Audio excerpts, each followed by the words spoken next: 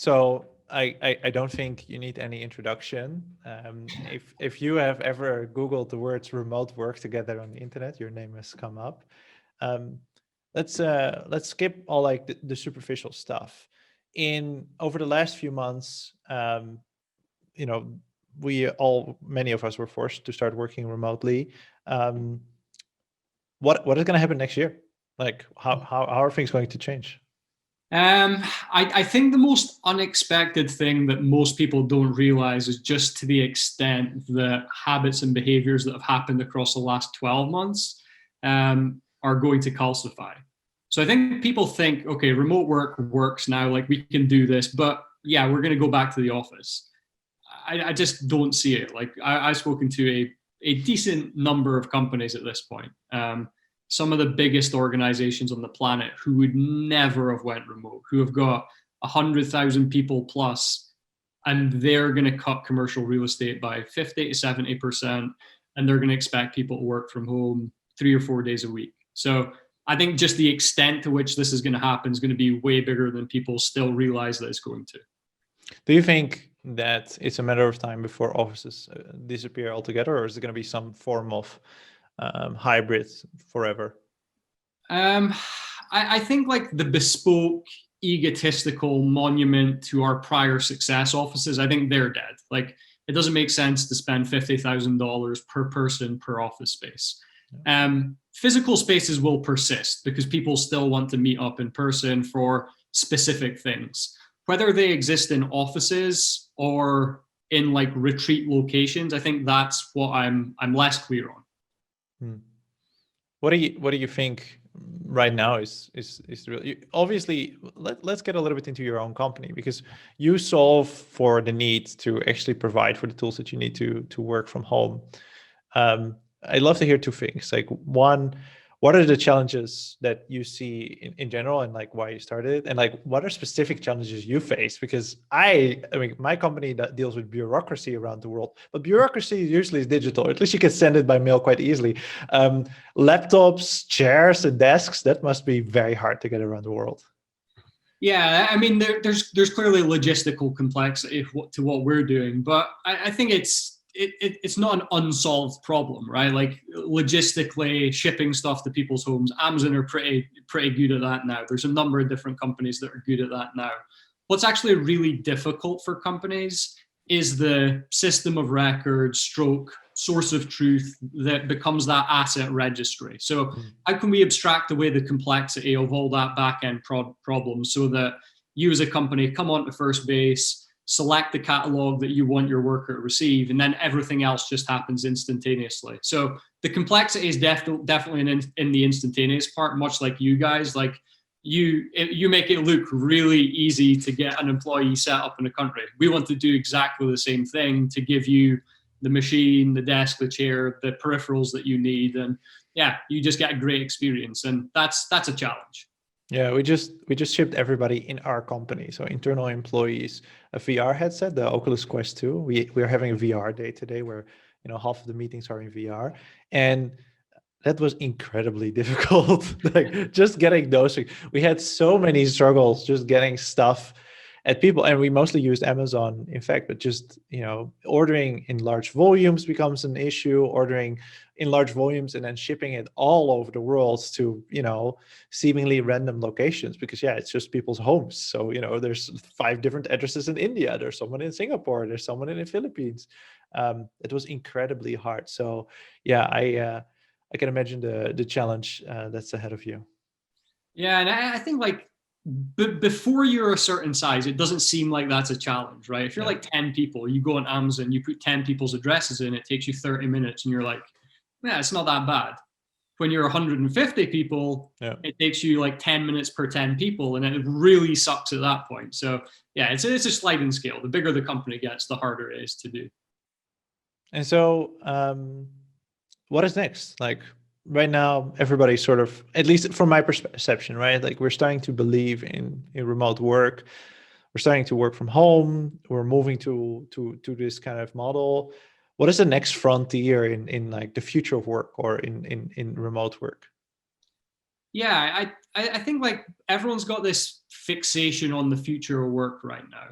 What I think we really need to be talking about is actually the future of living. So like work's one component of life. The problem is that it's became the anchor of everyone's social life. Like the majority of your social interaction happens at the office. And if you're no longer going to the office, where does that social interaction happen? And I think there's a big number of issues like societally around isolation and loneliness. And I think people think that the office has made that better. I don't think that's true. Like I don't think your employer's HR selecting the people that you spend most time with is conducive to deep, meaningful relationships. Like that relationship is contingent on the continued economic success of that business. If that changes, do you never see those people again? Not always, right? Because some people you do remain friends with, but for a large proportion of it, that is true. So I think what's next is like how do we begin to like unbind those two things? So the next paradigm that I think we speak about, me, you, other people in the remote space, is how do we get to a place where it's more asynchronous based work? That doesn't mean we never come together and work synchronously. We clearly need to. But I think async's the next paradigm that we really need to spend more time thinking about. Yeah, I think it's very interesting because, of course, there's now a lot of companies that have great success that build tools that help with asynchronous work. I think it starts with, project management tools that we've had for a long time, but also like tools like Notion that allow you to document things, and Coda and many others, and Almanac, for example, a very nice new one. I think the other side of the equation is pretty interesting as well. Do you expect to see a rise in companies or products or things we do to strengthen the social part that now we sort of lost because of the office?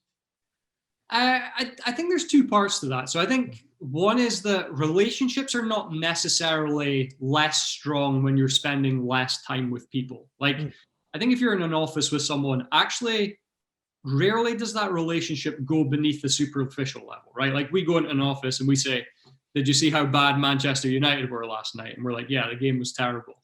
But that's really it. Like we never discuss anything else. Whereas if you see someone once every month or once every 3 months, actually you really begin to build a deeper relationship. So I'm going to ask you about how your kids are, how's everything else? And I think that's just, people think that happens in an office. It doesn't really happen. Are there things that are needed to improve on that? Absolutely. I think there's tools like Donut and Slack, Icebreaker, these types of things that do try to create a more cohesive bond. Are there any that are particularly great at that now? I don't think so. I think we need to see a lot more innovation in that space. Yeah, I think it's funny that you mentioned those, because like you talk about unbundling the social life and the work, and you mentioned tools that are centered around the workspace, like Donuts and other tools. One thought that I had was that, part of this need is already solved with like dating apps, because before those were a thing, the main place where people would find their partner was on the workplace. It was like a really high percentage, like above 30% or so.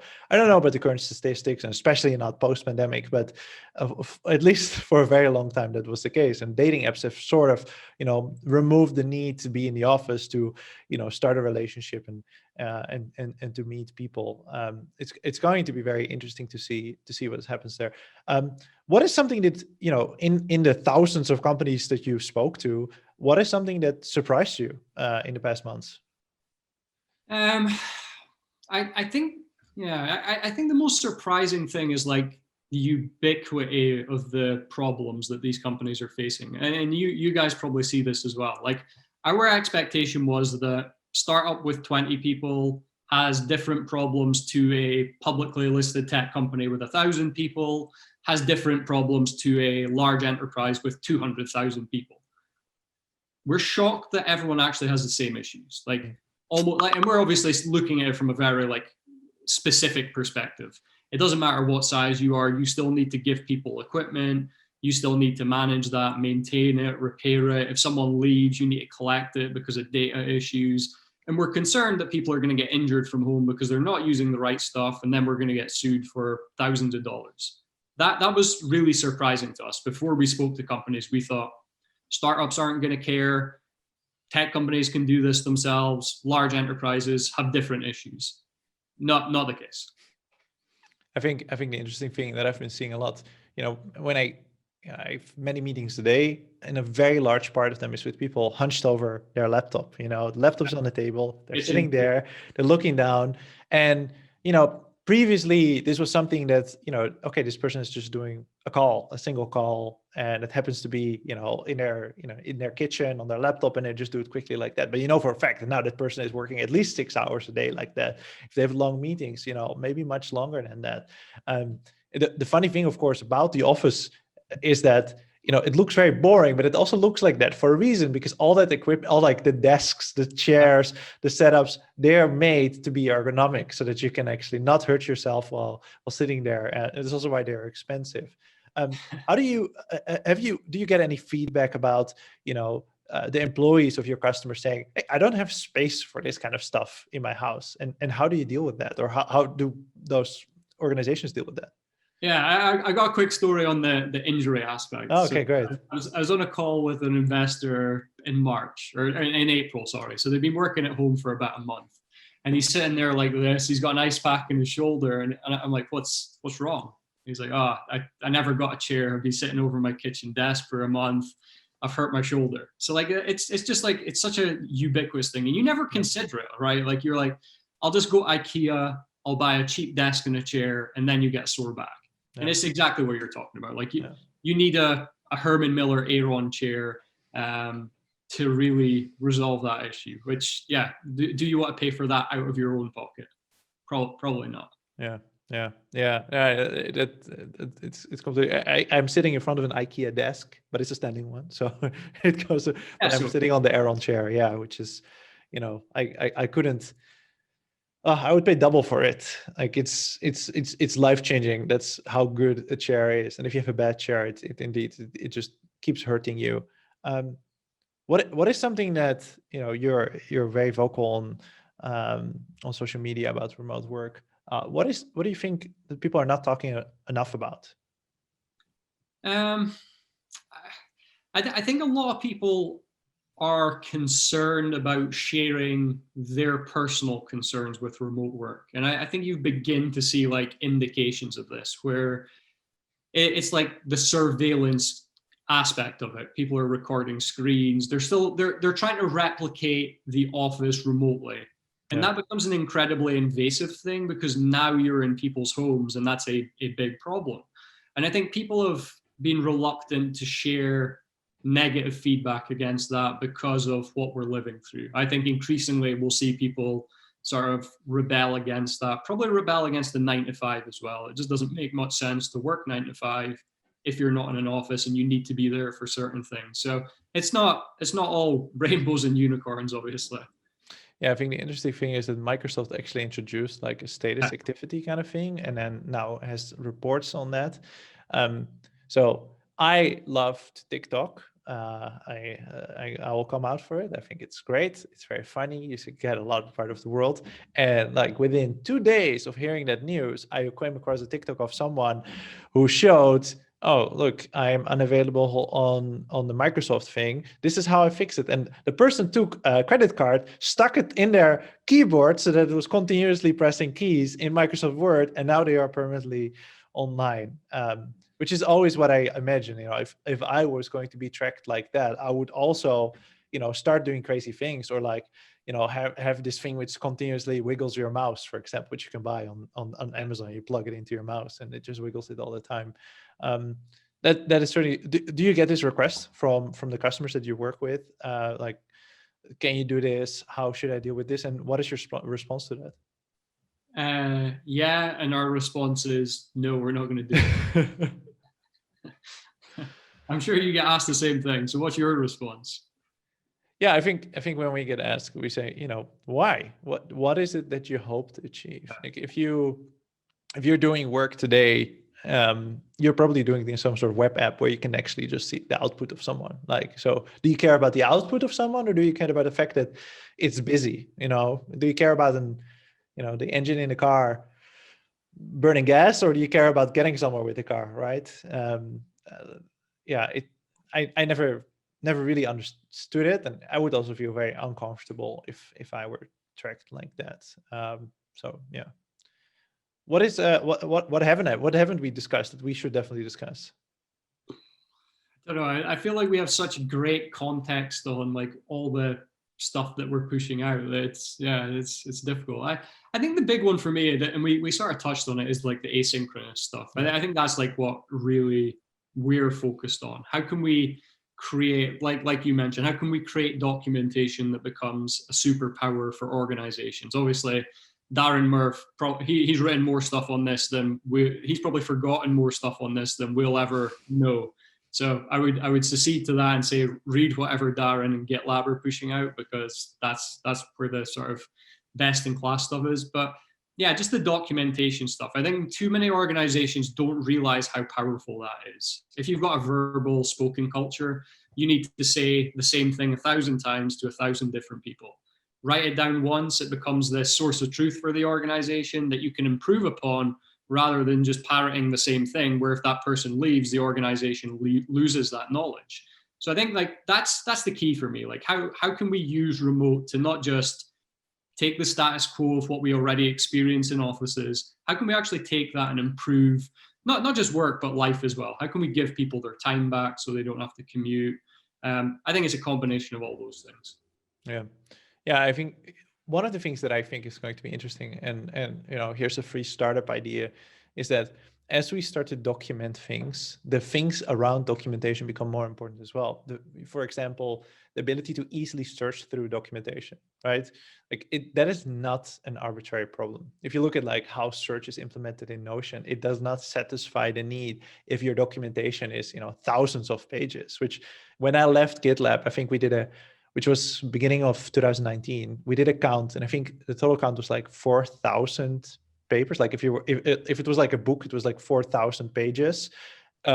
And that was 2 years ago, and the company has grown immensely since then. And they're focused on working asynchronously at the same time. So like searching documentation and reusing it is becoming more and more important, and making that easy. And I already have people internally at Remote saying, it should be easy to like take a snippet out of the documentation, place it somewhere, and then forever reference that. And there's documentation formats that allow you to do that, but there's not like a magical tool yet. So if anybody's listening and that wants a startup idea, there which is super interesting, right? Because there's so many companies that have been remote for a long time now. Like you go back to the stuff DHH and Jason Fried were writing literally 12 years ago. And I go back and read remote like maybe once every 6 months or so, and you still see startup ideas in there like well, that problem's never been solved, that problem's never been solved, that problem's impossible to solve, there's another, and we live through the same stuff every day. Like there's so many tools that we see internally and we're like, someone needs to build that, we just don't have the bandwidth to do it. But we know we need it. I think we'll see an explosion of, and you guys will probably have people that will spin out the organization. You've obviously came from an organization who done that to solve a problem that you guys couldn't solve internally. I think we'll see the same thing happen at Zapier and all these other places where great people are saying, shit, this problem sucks for us, let's build a solution to that, and that just becomes a business. So yeah, I think it's going to be an exciting 5 or 6 years to see all those things come to fruition. When we're all vaccinated, and your internal team is all vaccinated, what are you going to do? Are you going to meet up? How are you going to think about that? Yeah, so I'm in the north of Scotland. I flew back from New York the day before the world locked down by mistake. My CTO's in Glasgow. So the UK has actually been relatively like unlocked down recently. So we met up outside, grabbed coffee and stuff. But yeah, I think we'll have some sort of retreat to meet everyone in person. The team, since the start of lockdown, has grown from 2 to 9, and obviously the majority of us have never met in person. So yeah, it'd be nice to do so.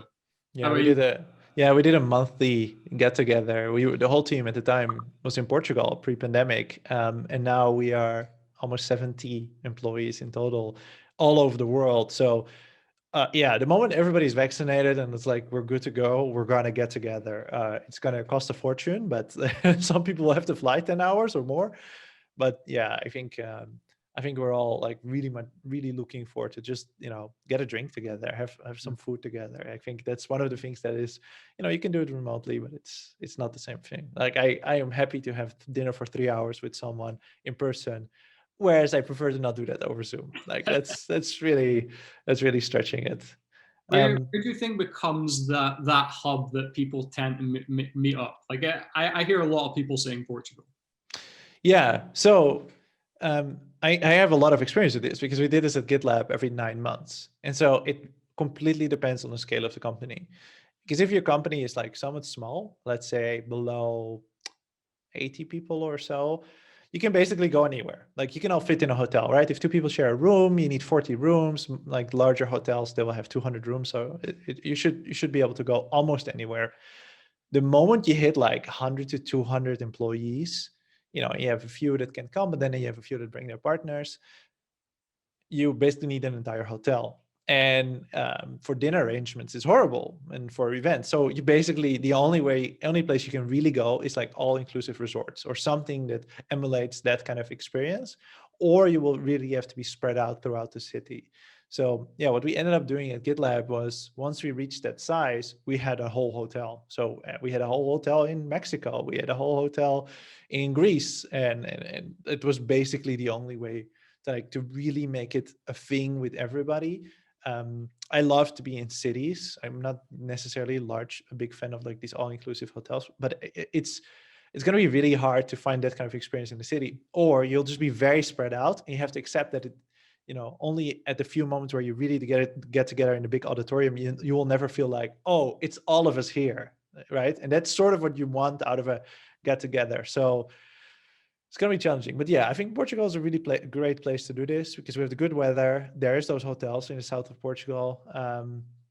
So yeah, everybody's welcome here. I think Portuguese people will welcome the world with open arms, as they have for the Web Summit. So yeah, so here's an interesting one I've heard in the last couple of weeks from a few large organizations. How about we come together as like similar size companies, like say 15,000 people organizations, and we effectively create a modern timeshare as a resort where each of us gets 2 weeks a year to do whatever we want with. Yeah, it would be interesting. Yeah, that's an interesting idea. But right, it's a solution. I think you're right. Like the only way to do it at that scale is to have a whole resort. And then what you really want is like a resort dedicated to that, who has facilitators who are great for those things. So I think what you'll see is like resorts of that type spring up for that exact purpose. Yeah, that reminds me. What we did at GitLab was we flew in the IT people a week earlier to set up dedicated internet lines and install a Wi-Fi infrastructure to be able to have like reliable internet throughout the space. And it was still not great. It was like, okay, but like we had to work with local ISPs because of course a hotel Wi-Fi can't handle, at the time 300 people concurrently on the same network and then all expecting like to be able to download their Git repositories. And it was completely impossible. So yeah, a very hard thing to solve for. And I think for us at least, like, the focus will be on getting to know each other and spending time together. So not necessarily on utilizing the Wi-Fi, but yeah, if you bring the whole company together, the business keeps running. So you'll need something for it. So definitely very challenging. Chris, thank you very much for spending a little bit of time today with me. Everybody knows where to find you on the internet. Your company, First Base, is firstbasehq.com, right? Yep. All right. Thanks very much. Pleasure.